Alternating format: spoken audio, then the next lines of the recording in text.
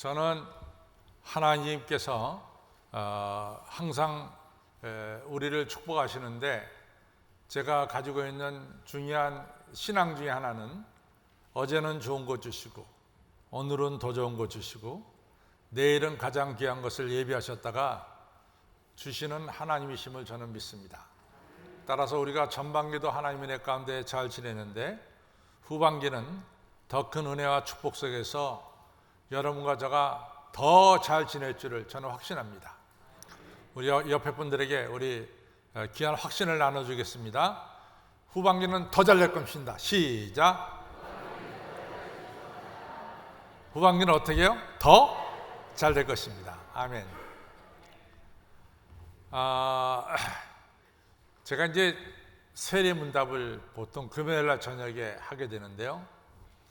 세례문답할 때 제가 가끔 가다가 성경 외우시는 거 있어요. 그 있으면은 한 구절만 좀 외워보라고.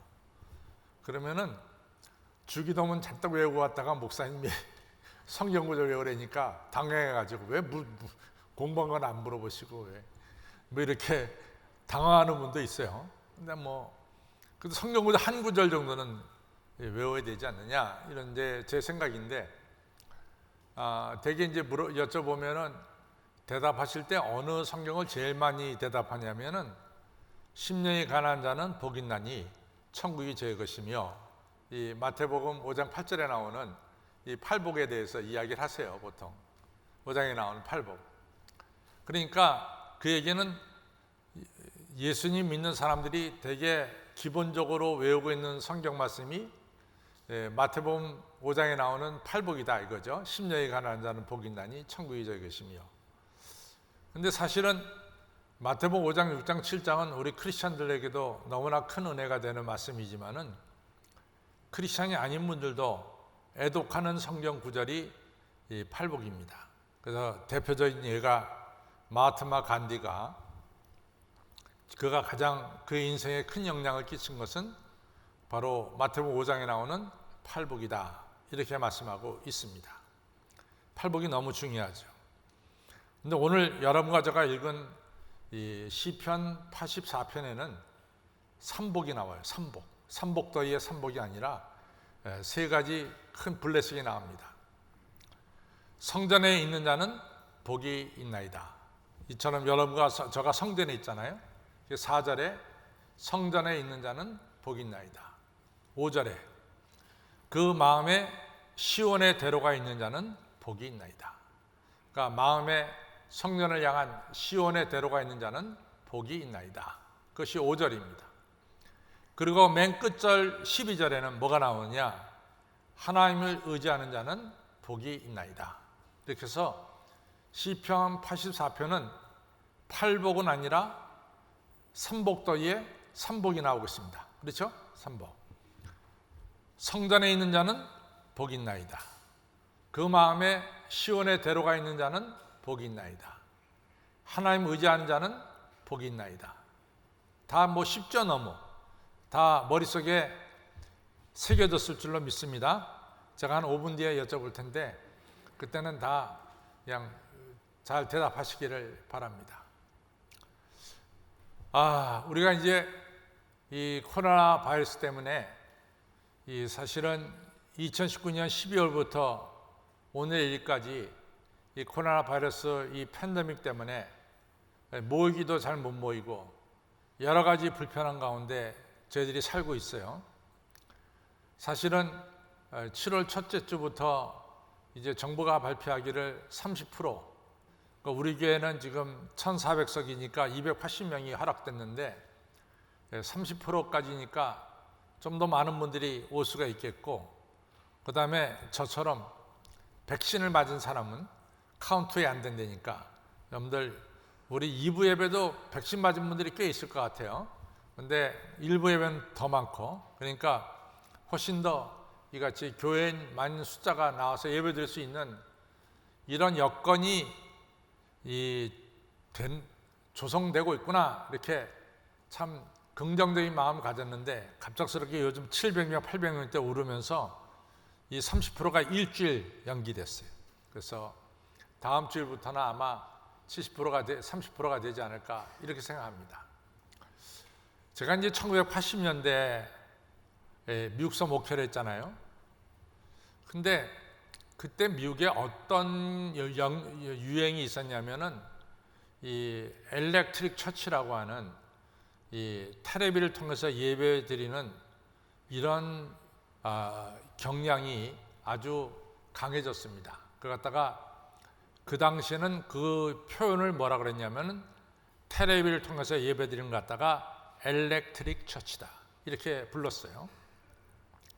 근데 이 엘렉트릭 처치가 유행되는 이유 중에 하나가 뭐냐면은 미국 사람들이 뭐 야구도 좋아하고 농구도 좋아하고 다 그러지만요, 미국 사람들이 제일 좋아하는 스포츠가 뭐냐면은 미식축구예요. 미식축구. 근데 뭐 야구는 일주일에 뭐 5번, 6번 게임을 하지만은 이 미식축구는 일주일에 딱 한 번만 해요. 딱 한 번만 미식축구가 일주일에 한 번만 합니다. 그것도 16주 동안만 14게임, 13게임 이렇게만 하는 거거든요. 근데 그 미식축구가 언제 하냐면 꼭 썬데이, 주일날 합니다. 근데 미식축구는 얼마나 인기가 있냐면은 제가 살던 곳에 이제 그 당시엔 로스앤젤레스 램스라고 하는 팀이 있었는데 이 운동장이 어떤 운동장이냐면 올림픽 때 한 올림픽 메인 스타디움이 그들이 하는 운동장이었는데요. 이것이 벌써 1년 전에 14번 게임하면 한 7번 홈에서 할 거 아니겠어요? 7번 게임이 다 매진돼 버리고 말았어요. 자리가 없어요. 그 정도로 미국 사람들이 좋아하고, 또 우리 교인 중에 이 영양사 하는 분이 있는데 병원에 가서 이 영양사로 일하는데 이분은 스포츠의 숫자도 잘 몰라요. 정말 스포츠에 대해서 문외한입니다. 그런데 이분이 집에 돌아가서 그날 게임한 거를 다시 한번 리뷰해서 봅니다. 교회 와서 예배드렸기 때문에 그 시간을 못 보고. 왜 그렇게 보냐면 자기가 그 게임을 모르면은 그 다음날 월요일날 병원에 가서 출근해가지고 다른 사람들하고 이야기할 때 대화에 끼어들 수가 없대요. 월요일날은 그냥 그 얘기로 가득 찬다는 거예요. 그거 모르면 소외당한대요. 그래서 할 수 없이 자기가 별로 스포츠에 관심이 없지만 열심히 본다는 거죠. 이만큼 미국 사람들이 썬데이에 있는 이 풋볼 게임을 좋아합니다. 근데 그것이 11시에 시작하거나 또는 10시 반에 시작하거나 이같이 시간이 오전에 시작되는 거예요. 그러니까 교회 가서 예배를 드리고 그리고 돌아오면은 그 게임을 하나도 못 보는 거예요. 그러니까 이제 그분들 때문에도 그렇지만은 집에서 테레비로 예배를 드릴 수 있도록 엘렉트릭 처치가 오픈이 된 거예요. 그래서 이 엘렉트릭 처치가 시작될 때는 맨 처음에 교인들이요, 내가 교회는 못 가지만 집에서 예배 드리니까 정장을 입고 예배를 드려야 되겠다.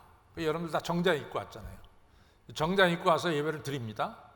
한두 달 지나면 아이고 뭐 누가 보는 사람 있어? 편안한 옷 입어요.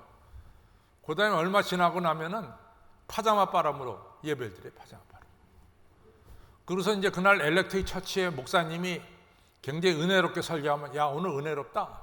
미국은 전부 다 개인 수표 쓰니까, 당자 수표 쓰니까 수표책 가져다 놓고 딱 적어가지고 우표 하나 붙여갖고 교회로 보내는 거예요. 이 엘렉트릭 처치가 시작되면서요, 교회 출석교인이 반토막 났어요. 반토막. 100명 모이는 교회가 50명 모이는 교회로 확 줄어버렸어요. 그런데 이제 좀 시간이 지나서 엘렉트릭 처치의 문제점이 부각이 됩니다. 우리가 이제 드라마를 찍는다 그러면 드라마에 각본이 있을 거 아니에요. 각본을 따라서 예를 들어서 내가 성령 얘기하면 오른쪽에다 손을 넣는다. 뭐 예수님 얘기하면 왼쪽에 손을 놓고 얘기해야 된다. 뭐 그러면서 이런 어떤 각본이 있을 거 아니에요. 그러니까 이 각본에 따라서 또 이 조명은 어떻게 비춰져야 된다. 뭐 다 있잖아요. 옛날에 히틀러가 이같이 자기 연설을 갖다가 하기 위해서 그런 방법 썼잖아요. 자기한테만 집중시키고 바깥은 전부 다 꺼먹게 만들고, 그것도 아침에 하지 않고 저녁 때 하고, 뭐 이런 어떤 각본이 있잖아요. 그러니까 이 각본에 의해서 이 예배가 진행된다는 걸 갖다가 알게 됐어요. 그 다음에 이 설교자들은 어떤 신학을 공부하고 오랫동안 신앙생활한 이런 설교자도 있겠지만은 대부분의 설교자들은 연기자처럼 설교를 갖다가 훈련을 받고 또 어떤 각본에 의한 설교를 하게 되고, 또 이 사람들의 윤리적인 생활은 엉망이라는 것이 다 밝혀졌단 말이죠. 그러니까 이 엘렉트릭 처치를 통해서 예배를 드리던 사람들이 실망해가지고 이제는 텔레비를 켜고 예배를 안 드려요. 그럼 그분들이 텔레비 예배를 끝나면은 그 다음에는 성전으로 돌아와야 될 거 아니에요. 그래서 내가 예전에 성전 다니면서 예배 드렸던 것이 진짜다, 이리 생각해가지고 와야 될 거 아니에요. 결론은 뭐냐? 안 와. 그냥 신앙을 버리는 거야. 그러니까 엘렉트릭 처치 때문에 미국 교회가 반토막이 나버리고 말았어요. 실제로 제가 속했던 미국 장로교가 350만 교인이었거든요. 350만 교인. 근데 지금 170만으로 반토막이 나버리고 말았어요. 이게 심각한 얘기입니다. 그러니까 제가 이 코로나 바이러스가 우리나라에 유행되면서 뭐 예배 드리는 거에 대한 이런 여러 가지 제약들이 생겼잖아요. 저는 어떻게 해서라도 그걸 봤으니까, 내가 어떤 경우든지 하여튼 미국에서 그 교회가 이렇게 반토막 나는 걸 보니까 나는 아무리 예배를 드리지 말라 해도 예배를 드려야 되겠어요. 뭐 그러면서 이제 오늘까지 왔는데, 이제 이 7월 1일, 7월 4일이 됐습니다. 이 하반기에, 후반기에 우리 교회가 나갈 길이 뭐냐? 저는 이제 백신도 여러분들이 다 거의 다 맞게 되고, 또 우리 어떤 면에서 보면은 지금 뭐 이 미국에서 보면은 미국의 무슨 야구장에 4만 5명이 다 모여가지고 마스크 다 벗고 지금 다 경기를 구경하고 있고, 또 이제 얼마 있으면 영국에서 뭐 유로 챔피언 있는데 거기 6만 명이 모여서 지금 관중을 할 거다, 뭐 이런 얘기 하잖아요. 이제 그런 시대가 됐단 말이지. 그런데 스포츠 경기장에는 5만 6만 명이 모여드는데, 앞으로 교회가 완전히 개방될 때 우리 교인들이 다 올 거냐? 이 텔레비로 예배 드리는 교인들이 다시 다 교회로 돌아와서 예배 드릴 거냐? 쉽지 않은 얘기입니다. 그래서 7월 첫 주는 제가 여러분들과 함께 은혜 받는 것은 성전에 있는 자가 뭐 있다 그랬어요? 아멘. 두 번째는 누가 복이 있다 그랬어요? 마음의 시온에 들어가 있는 자는 복이 있다. 세 번째는 뭐죠? 하나님을 의지하는 자는 복이 있다. 12절 말씀. 그래서 오늘 7월 첫 주는 성전 예배를 드리는 자가 받는 축복을 함께 나누면서 다시 성전 예배가 회복되는 그런 날이 속히 오기를 간절히 바랍니다. 오늘 이제 시편 84편에 나오는 이 저자는 거기에 뭐 고라의 후손이라고 썼지 다윗이라고 쓰진 않았어요. 근데 이분이 어찌된 영문인지 모르겠어요. 하여간 지금 성전에 가서 예배 드릴 수가 없는 형편이에요. 이분이 뭐 정부에게 밑보여가지고 어디 유배를 갔는지 귀향을 갔는지 나 잘 모르겠어요. 또 이분이 어떤 병이 걸려가지고 움직일 수 없는 상태에 있는지 그것도 잘 모르겠어요. 하여간 이분은 성전에 가서 예배 드리고 싶은데 예배 드릴 수가 없어요. 물리적으로. 그러니까 너무 성전 예배를 그리하면서 내 마음이 상하는 듯다. 2절에서 그렇게 고백하고 있습니다. 성전 가서 예배 드리고 싶은데 성전 가서 예배를 못 드리는 거예요. 어떤 형편이든지. 또 많은 분들이 시편 84편은 다윗이 쓴 것이 아닐까 이렇게 생각합니다. 여러분들 다윗만큼 성전 예배를 중요시 여기고 성전 예배를 꼭 지킨 사람은 아마 다윗이 넘버원, 넘버2가 되지 않을까 이렇게 생각해요. 어떤 분들이 저한테 그래요. 목사님 어떻게 저도 열심히 성전 예배를 좋아하는데 다윗을 그렇게 높이 치십니까? 다윗은요, 우리가 시편이 총 몇 편이 되어 있냐면 시편이란 책에 150편이 되어 있어요. 그 중에 100편의 시를 다윗이 썼습니다. 근데 시편에 나오는 모든 시는 예배를 위해서 쓰여진 거예요. 예배를 위해서. 예배 때 드리는 기도, 예배 때 드리는 찬양, 이것이 바로 시편이에요. 그래서 지금은 우리가 다른 사람들이 작시한 이 찬송가도 많이 있지만은 아마 지금 유럽에도 그대로 전통이 있는지 몰라요. 유럽에 가보면은 유럽의 교회에 이같이 책장에 보면은 시편 찬송가 이렇게 돼 있어요. 그러니까 그 찬송가는 모든 내용이 다 가사가 시편으로 돼 있어요. 그러니까 그만큼 시편은 예배 때 쓰여지는 찬송가요 기도란 말이죠. 그 중에서 150편 중에서 몇 편을? 100편을 다윗이 썼어요. 그런데 다윗이 얼마나 성전 예배를 귀하게 여기고 성전 예배에 참여하는 걸 갖다가 정말로 기쁘게 여겼습니까? 그런데 다윗의 일생 중에 보면은 다윗이 성전 예배를 드리지 못할 때가 있었습니다. 그것은 뭐냐면은 사무엘하 15장쯤 가서 보면은 다윗의 아들 압살롬이 구테타를 일으켰어요. 아버지 죽이겠다고 군대 끌고 예루살렘으로 올라왔단 말이죠. 그때 다윗이 이 15장에 보면은 부하들에게 말합니다. 빨리 도망가야 된다. 우리 가만히 있다가는 저 아들한테 우리가 다 죽임을 당할 것이다. 그래가지고 이 아버지 다윗이 아들에 의해서 예루살렘에서 쫓겨나가는 이런 장면이 사무엘하 15장에 나옵니다. 근데 얼마나 다윗이 급하게 나갔던지 다윗이가 머리도 마무리지 못하고 머리를 풀어 헤친 채로 신발도 신지 않은 채로 눈물을 흘리면서 감람산에 올라갔다 이렇게 성경이 쓰여져 있어요. 정말 다윗이 급하게 도망 나갔어요. 그리고 어디로 갔냐면은 우리가 이 요단강 하면 북쪽에서 남쪽으로 흐릅니다. 이 쭉 위에서 흐르죠. 그래서 요단강을 기점으로 해서 요단강 동쪽은 지금의 요르단이고 요단강 서쪽은 지금의 이스라엘 땅이에요. 그래서 다윗이 요단강을 건너서 동쪽으로 넘어갔어요. 그래가지고 마하나임이라는 곳에 가서 피신해서 지냈습니다.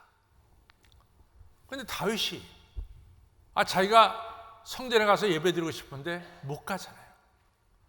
그래서 시편 42편에 보면 다윗이 성전을 그리워하면서 쓴 시가 있습니다.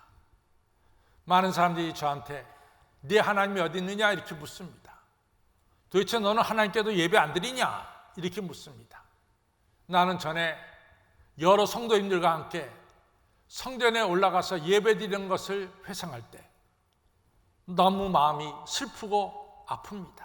왜? 그때는 여러 성도들과 함께 성전에 올라가 예배 드릴 때 너무 기뻤고 너무 감사했는데 지금은 그러고 싶어도 그러지 못하니까 너무 제 마음이 아픕니다. 이런 이야기를 하는 거죠. 그러면서 오늘 성경에 보면 3절 4절에 삼세도 제비도 성전에서 제 집을 찾거든 저는 성전에 가고 싶어도 성전에 갈 수가 없습니다. 여러분 참새와 제비라는 것은 뭐냐? 여러분들 우리가 성전에 올라갈 때 예물을 가지고 올라가죠. 그렇죠? 그때 돈 있는 사람은 양과 또 소를 가지고 제물로 바칩니다. 그러면 가장 가난한 사람들이 바치는 게 뭐냐? 참새와 제비예요. 참새와 제비는 정말로 값이 싼 짐승입니다. 그래서 이 값싼 짐승을 가지고 가난한 사람들이 성전에 가서 예배드릴 때 제단에다가 참새와 제비를 바치죠. 이런 값싼 동물도 하나님 앞에 가서 제물이 되건만 저는 어떻게 성전에 가서 예배드릴 수가 없습니까? 이러면서 슬퍼하는 거예요. 그러면서 다윗은 성전에 가서 예배드리지 못할 때 다윗이 몇 가지를 발견해요. 그것은 뭐냐면은 자신이 참새와 제비보다도 못한 부족한 자임을 깨닫습니다. 근데 이게 굉장히 중요한 게 뭐냐면요, 여러분들 한 나라의 왕이 되면요 지금의 대통령하고는 상대가 안 돼요. 왕이 얼마나 권한이 있었는지 모릅니다. 여러분 한번 상상해 보십시오. 진시황 죽었으면 그만이지 말이지. 왜 진시황 무덤에 생사람을 갖다 집어넣어요? 진시황 그 무덤에다가 생사람 갖다 다 매장시켰잖아요. 뭐냐? 왕만 사람이고 왕 밑에 일하는 사람 다 물건이야. 왕이 죽으면 왕 밑에서 일하던 물건들은 다 같이 죽어야 돼. 그것이 그 당시에 사람들의 생각이란 말이죠. 그러니까 왕이라고 하는 것은 어마어마한 존재란 말이죠. 그러니까 다윗이 왕으로 있을 때 뭐 북쪽으로는 레바논, 시리아, 동쪽으로는 지금의 암몬, 모압, 요르단, 저 남쪽으로는 에돔, 또 안에는 블레셋, 모든 나라 다 다윗이 다 점령했어요. 그리고 다 조공을 받아 먹었다고. 그러니까 다윗이 얼마나 큰 왕입니까? 그때는 다윗이 자기 자신이 굉장히 위대하고 대단한 사람으로 스스로 알았어요. 그런데 아들이 구테타를 일으켜가지고 이같이 마하나임에 쫓겨나서 보니까 자기는 참새와 제비보다 못한 부족한 인간임을 깨닫게 되는 거예요. 그런데 이게 중요한 게 뭐냐? 내가 부족하다는 것을 깨달을 때 하나님을 찾게 되는 거야. 내가 대단하다고 생각할 때는 하나님 안 찾아. 그러나 나의 부족과 연약을 깨달을 때는 하나님을 찾게 되는 거예요. 왜 사도 바울이 훌륭하게 되느냐? 사도 바울 자기 자랑할 때 대단히 자랑하잖아요. 나는 베냐민 집하고 히브리인족이 히브리이고 이스라엘 사람 중에 내가 이스라엘 사람이고. 근데 이런 자랑거리를 다 오물처럼 버렸다 그랬죠. 그리고 사도 바울이 난 그리스도와 함께 죽고 그리스도와 함께 살기를 원한다 그랬죠. 그렇게 그리스도를 사모하게 된 게 뭐냐? 나는 죄인 중에 괴수입니다. 나는 만삭되지 못하는 난자 같은 부족한 자입니다. 자기의 부족을 깨닫고 나서는 사도 바울은 예수님 없이는 살 수 없는 그러한 사람이 된 거죠. 기드온도 마찬가지야. 기드온도 내가 우리 집 므낫세 지파 중에서 가장 작고 우리 집에서도 제가 가장 작은 자입니다라고 자기 장을 깨달을 때 그가 하나님 명령에 순종해서 300용사를 가지고 미디안을 이길 수가 있게 된 거죠.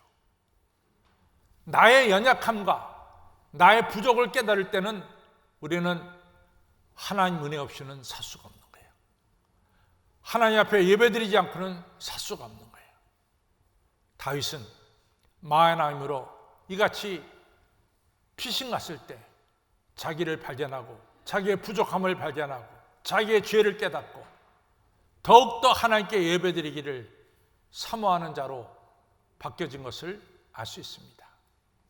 사랑하는 성도 여러분, 성전에 있는 자가 복이 있습니다. 여러분과 제가 나의 부족을 깨닫고 나는 하나님의 은혜가 아니면 살아갈 수가 없습니다를 깨닫고 성전에 나와서 예배드릴 때 하나님께서 복의 복을 여러분들에게 내려주실 줄로 믿습니다. 두 번째 복이 뭐라 그랬죠? 그 마음에 시온에 들어가 있는 자는 복이 있나이다. 참 이게 재미있는 말인데요. 지금 성전을 향해서 가는 거죠. 성전을 향해서. 여러분들은 성전에 나올 때 별로 문제가 없어요. 별로 문제가 없어요. 여러분들은 차 타고도 올 수 있고 지하철 타고도 올 수 있고 그리고 뭐 주일날 여러분 성전에 와서 자동차 될 때 뭐 그 걱정할 거 없습니다. 반원초등학교 가다 되고 우리 교회 지하주차장에 갔다 돼요. 여러분들이 교회 나와서 예배드릴 때 어려움이 없다고요. 근데 우리가 한 50년 뒤로 가보잔 말이죠. 그 당시에 우리 조상들은 교회 가려면 십리를 걸어가야 돼. 십리. 20리를 걸어가야 돼. 그리고 교회 가서 예배를 드렸어요. 지금처럼 길이 잘 닦여 있지도 않았어요. 그 옛날에 이스라엘도 마찬가지예요. 내가 산을 향하여 눈을 들기라. 나의 도움이 어디서올까? 나의 도움이 천지를 지으신 여호와께서로다. 우리 하나님 아버지는 졸지도 주무지 아니면서 나를 지키신 자로다. 이같이 이 찬송을 부를 수밖에 없었던 것은 그들이 집을 떠나서 교회로 가는 길에, 예루살렘 성전으로 가는 길에 길도 제대로 돼 있지 못했고, 곳곳에 웅덩이가 있어서 웅덩이에 빠질 수도 있고, 강도를 만날 수도 있고, 사나운 짐승을 만날 수도 있어요. 그러니까 하나님이여, 내가 성전에 가는 동안 나를 지켜주시고 보호하여 주옵소서, 이런 것을 찬송한 것이 시편 121편이란 말이죠. 이처럼 성전 가는 길이 쉬운 길이 아니었어요. 오늘 그 마음에 시온에 데려가 있는 자는 복이 있나이다. 저희가 눈물의 골짜기를 통과했는데 그것이 많은 샘의 곳이 되었나이다. 이렇게 고백하고 있어요. 참 중요한 의미가 있습니다. 여러분과 저는 성전 나올 때 별로 어려움이 없을 줄 압니다. 그러나 우리 몇 대 위로 올라가면은 성전 나오는 것이 너무 어렵고 힘들었어요. 제가 이 한국신학대학 다닐 때 이장식 박사님이라고 있는데, 이분이 의령분인데 나중에 보니까 진해 와서 살았다고 이렇게 썼어요. 근데 이분의 할아버지 할머니는 뭐냐? 이분의 할아버지 할머니는 때마다 무당 불러다가 구타는 할아버지 할머니예요. 근데 이분의 어머니가 선교사로부터 예수님을 들어서 예수님을 영접했어요. 아니, 시아버지 시어머니가 구타는 집안에 며느리가 예수 믿는다. 이게 쉬울 것 같아요? 어려울 것 같아요? 보통 어려운 게 아니에요. 이 며느리가 교회만 갔다 오면 그날은 난리가 난 날이야.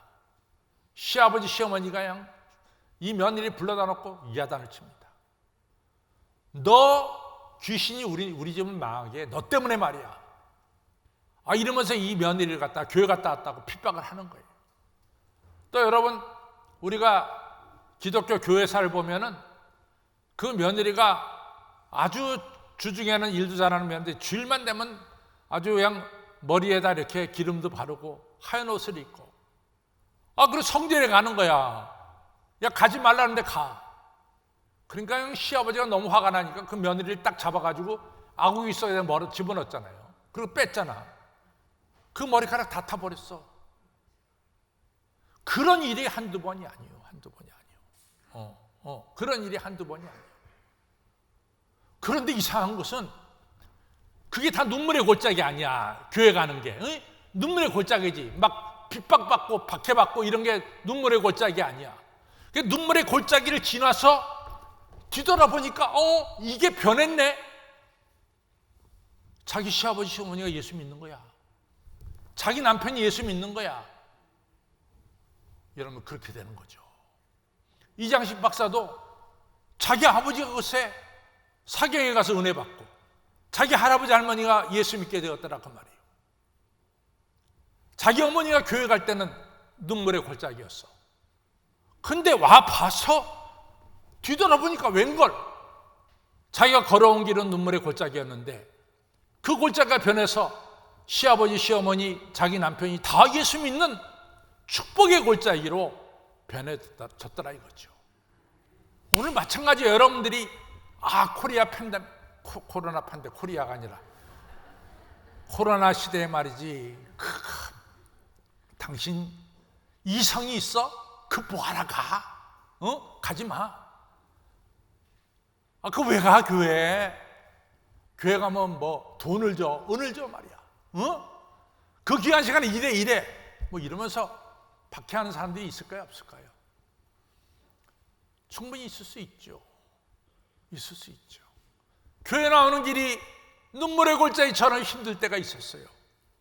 근데 웬걸, 내가 이 눈물의 골짜기를 통해서 교회를 나왔더니, 시온의 대로를 통해서 나왔더니 우리 집이 하나님의 축복과 은혜 가운데 이같이 하나님의 은혜가 충만한 집이 되고 축복받는 집이 된 것을 뒤돌아보니까 깨닫게 되는 거죠. 그것이 바로 그 마음에 시온에 들어가 있는 자는 복이 있나이다. 눈물의 결자기가 변해서 많은 샘의 곳이 되었나이다. 이 신앙 고백을 하게 될 줄로 믿습니다. 2021년도 후반기에 열심으로 교회 나오세요. 마음의 시온에 들어가 있기를 바랍니다. 여러분들의 걸어온 길이 축복의 길로 틀림없이 바뀔 줄로 믿습니다. 세 번째가 뭐라 그랬던가? 12절에 하나님 의지하는 자는 복이 있나이다 그랬어요. 우리 서장님 머리가 명석하신 것 같아요. 1, 2, 3를 다 외우고 계셔. 뭐라 그랬냐? 하나님은 해야 해요 방패라 그랬어. 태양이라고 하는 것은 우리에게 너무나 좋은 것을 많이 줍니다. 태양은 여러분과 저에게 기쁨도 줘요. 그래서 자꾸만 태양을 쳐다보면 뼈도 건강해지고, 그렇죠? 태양은 식물도 살게 하고, 태양은 우리에게 필요한 것을 공급해 주시는 거예요.